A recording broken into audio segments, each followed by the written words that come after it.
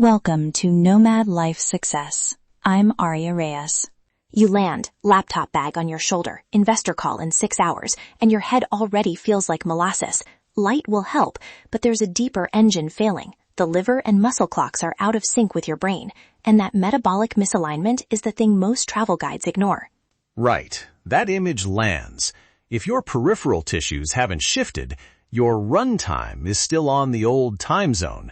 So the app, which is your cognition, stalls while the back end reboots. Exactly. You can see that as 3 measurable signals: postprandial glucose delta, nocturnal HRV trend, and slow wave sleep minutes. Operational targets I use: delta G under 30 milligrams per deciliter after your anchor meal, less than a 20% HRV drop versus baseline that night, and the recovery of SWS minutes toward baseline within 48 hours. If you have diabetes or metabolic conditions, consult your clinician before trying this and run a short baseline first. Wait, so delta G under 30 milligrams per deciliter is the practical anchor target? Say more about how you'd verify that in the wild. Picture a 75-kilogram founder. Their pre-shift pulse is a 0.4 gram per kilogram low GI carb meal at T-3 hours. CGM shows a 22 milligram per deciliter delta G at 45 minutes. HRV drops 12% that night, and SWS returns to baseline by 36 hours. That is the pattern you want. Start travel day with a pre-shift metabolic anchor, an 8 to 12 hour controlled fast. Then a low-glycemic carb pulse, time to land 2 to 3 hours before your first meeting. The goal is to nudge the liver and muscle phase without triggering big spikes. Okay, what's the safe dose? I want listeners to have concrete numbers they can replicate. Use 0.3 to 0.5 grams per kilogram of low GI carbs, paired with 0.3 to 0.4 grams per kilogram protein and about 0.2 grams per kilogram fat.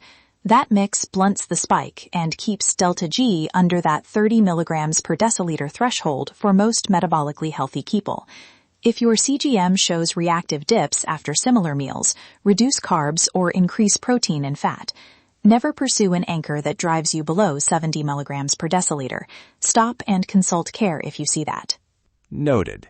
And baseline matters. You can't judge these numbers off a single airport sandwich. Run a 3-day baseline at home if possible. Right. Next, schedule caffeine and movement in 2 short windows, so they help clear glucose and shift your cortisol phase rather than creating chaos. For dosing, aim for roughly 3.4 milligrams per kilogram total if you need a performance nudge, but split it. An initial microdose of 1.5 to 2 milligrams per kilogram about 30 minutes into your postprandial window. Then a 10 to 12 minute high-intensity movement block 45 to 60 minutes after the anchor meal to accelerate glucose clearance. You're leveraging muscle's insulin-independent uptake with that movement. Smart. But people will overdo caffeine and then wonder why they can't fall asleep at the destination. Exactly. The common operational mistake is chasing immediate wakefulness with oversized caffeine late in the destination day. If your key meeting is in the evening, scale back caffeine and emphasize movement and the low glycemic anchor. Watch your CGM. If a caffeine dose causes a secondary spike and delta G exceeds 40-50 milligrams per deciliter, reduce it next time. And as a rule, keep your largest caffeine hits at least 6 hours before your target sleep window, unless you have clinician guidance for short-acting strategies. Finally, lock a targeted recovery sequence: microdose melatonin, bedtime protein, temperature control, and a short-paced breathing routine to protect slow-wave sleep.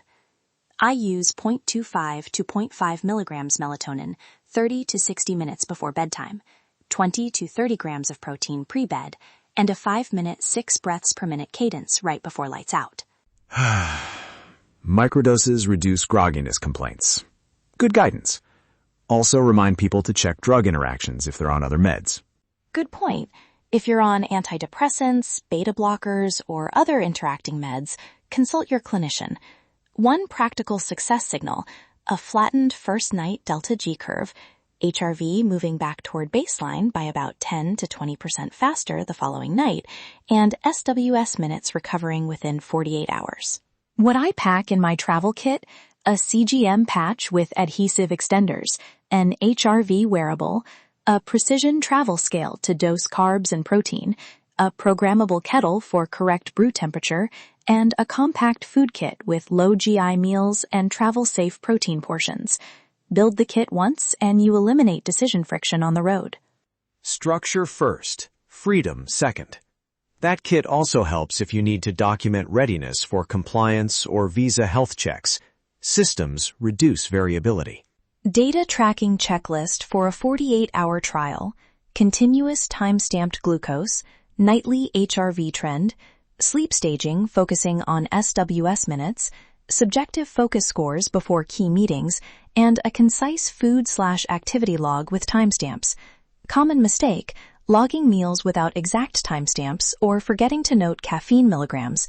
No timestamp, no causal alignment. And don't treat a single 24-hour run as proof.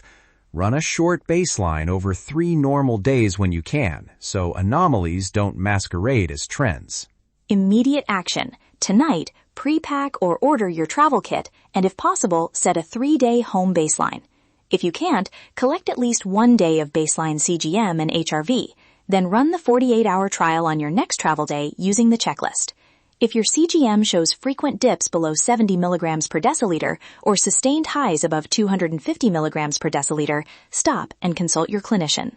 Build a portable foundation at shop.nomadlifesuccess.com for the downloadable checklist, meal templates, and the compact kit I mentioned. Treat your biology like your business infrastructure. If your physical stack fails, the business stops. Data doesn't care about your jet lag.